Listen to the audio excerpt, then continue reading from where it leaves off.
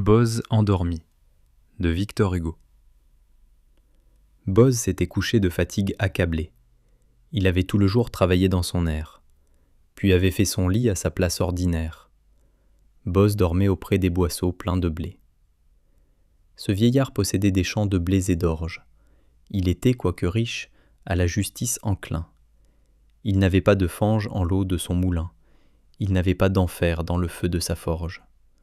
Sa barbe était d'argent, comme un ruisseau d'avril. Sa gerbe n'était point avare ni haineuse.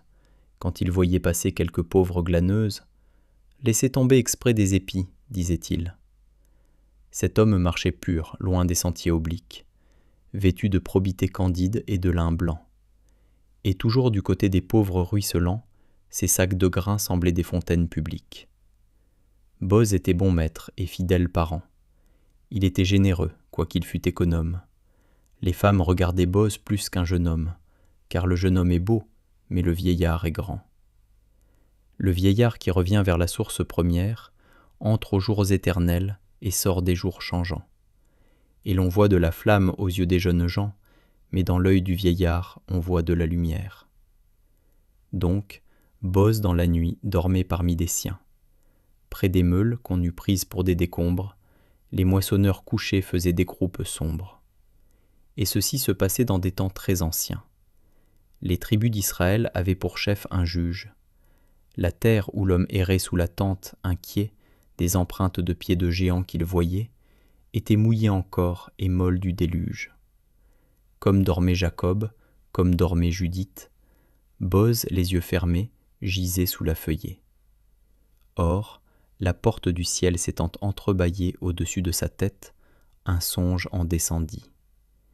Et ce songe était tel que Boz vit un chêne qui, sorti de son ventre, allait jusqu'au ciel bleu. Une race y montait comme une longue chaîne. Un roi chantait en bas, en haut mourait un dieu. Et Boz murmurait avec la voix de l'âme : « Comment se pourrait-il que de moi ceci vint ? Le chiffre de mes ans a passé 80, et je n'ai pas de fils, et je n'ai plus de femme. Voilà longtemps que celle avec qui j'ai dormi, ô Seigneur, a quitté ma couche pour la vôtre, et nous sommes encore tout mêlés l'un à l'autre, elle à demi vivante, et moi mort à demi. Une race naîtrait de moi ? Comment le croire ? Comment se pourrait-il que j'eusse des enfants ? Quand on est jeune, on a des matins triomphants. Le jour sort de la nuit comme d'une victoire. Mais vieux, on tremble ainsi qu'à l'hiver le bouleau. Je suis veuf, je suis seul, et sur moi le soir tombe, et je courbe, ô mon Dieu, mon âme vers la tombe, comme un bœuf ayant soif penche son front vers l'eau. Ainsi parlait Boz dans le rêve et l'extase, tournant vers Dieu ses yeux par le sommeil noyé. Le cèdre ne sent pas une rose à sa base, et lui ne sentait pas une femme à ses pieds. Pendant qu'il sommeillait, Ruth, une Moabite, s'était couchée aux pieds de Boz, le sein nu, espérant on ne sait quel rayon inconnu, quand viendrait du réveil la lumière subite.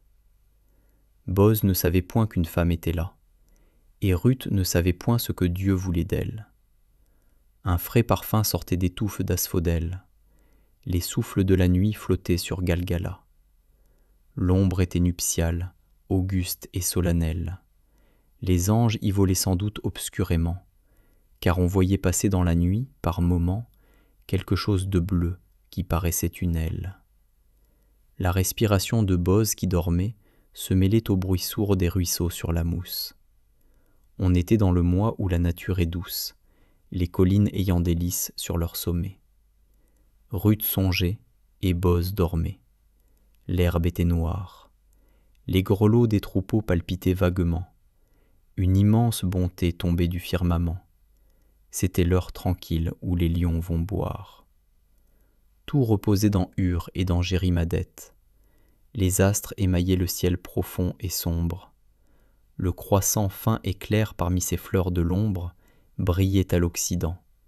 Et Ruth se demandait, immobile, ouvrant l'œil à moitié sous ses voiles, quel Dieu, quel moissonneur de l'éternel été avait, en s'en allant, négligemment jeté cette faucille dort dans le champ des étoiles.